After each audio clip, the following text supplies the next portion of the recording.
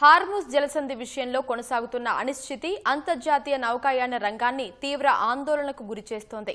కాల్పుల విరమణ ప్రకటించినప్పటికీ క్షేత్రస్థాయిలో నౌకల రాకపోకలు ఆశించిన స్థాయిలో పుంజుకోలేదు.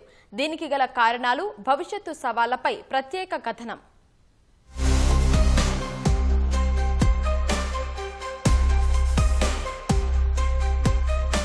ప్రపంచ చమురు వాణిజ్యానికి అత్యంత కీలకమైన హోర్ముజ్ జలసంధిని భౌతికంగా మూయనప్పటికీ నౌకాయాన సంస్థలు అందులో ప్రయాణానికి భయపడుతున్నాయి.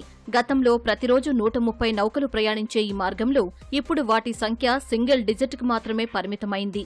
2 వారాల కాల్పుల విరమణ ఒప్పందం కుదిరినా అమెరికా, ఇజ్రాయెల్, ఇరాన్ మధ్య నెలకొన్న ఉద్రిక్తతలు తగ్గకపోవడం నౌకాయాన సంస్థల భయానికి కారణంగా నిలుస్తున్నాయి. శుక్రవారం ఉదయం నిడి అనే బోట్స్వానా జెండా కలిగిన ఎల్ఎన్జీ ట్యాంకర్ ఇరాన్ దళాలు సూచించిన మార్గంలో ప్రయాణించేందుకు ప్రయత్నించి అర్ధాంతరంగా వెనుదిరగడం అక్కడ ఉన్న ఉద్రిక్తతకు నిదర్శనం.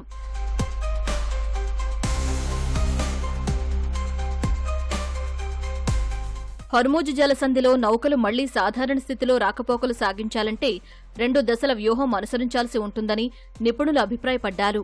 జలసంధిపై అజమాయిషీ చేస్తున్న ఇరాన్ను దౌత్యపరంగా లేదా సైనిక పరంగా నియంత్రించాలని తెలిపారు. కేవలం ప్రకటనలకు పరిమితం కాకుండా అమెరికా సహా పలు దేశాల నౌకాదళాలు వాణిజ్య నౌకలకు ఎస్కార్ట్గా ఉండడం ద్వారా నౌకాయాన సంస్థలకు భరోసాగా ఉంటుందని అభిప్రాయపడ్డారు. మరోవైపు హోర్ముజ్ జలసంధి గుండా ప్రయాణిస్తున్న నౌకల నుంచి ఇరాన్ టోల్ వసూలు చేస్తోందనే వార్తలు ఆందోళన కలిగిస్తున్నాయి.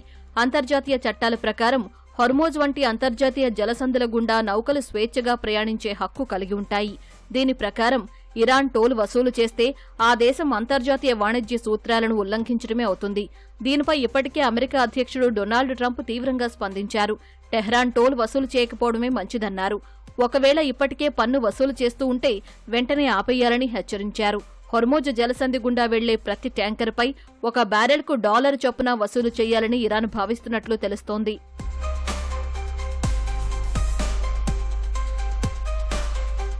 మరోవైపు హోర్ముజ్ జలసంధిపై ఇరాన్ ప్రతిస్పందన భిన్నంగా ఉంది. జలసంధి నిర్వహణపై ఇరాన్ సుప్రీం లీడర్ ముజ్తబా ఖమేనీ కీలక ప్రకటన చేశారు. జలసంధి నిర్వహణను కొత్త దశకు తీసుకెళ్తామని ప్రకటించారు. ఈ దశలో హోర్ముజ్పై అనుసరించే విధానం మరింత వ్యూహాత్మకంగా, కఠినంగా ఉంటుందని సంకేతాలు ఇచ్చారు. ఈ మేరకు ఆయన చేసిన ప్రకటనను ఆ దేశ మీడియా ప్రచురించింది. పశ్చిమాసియాలో ఉద్రిక్తతల మధ్య నౌకల భద్రతపై భరోసా వస్తేగాని నౌకాయాన సంస్థలు హోర్ముజ్ జలసంధి గుండా ప్రయాణించేందుకు సిద్ధంగా లేవని నిపుణులు అభిప్రాయపడుతున్నారు.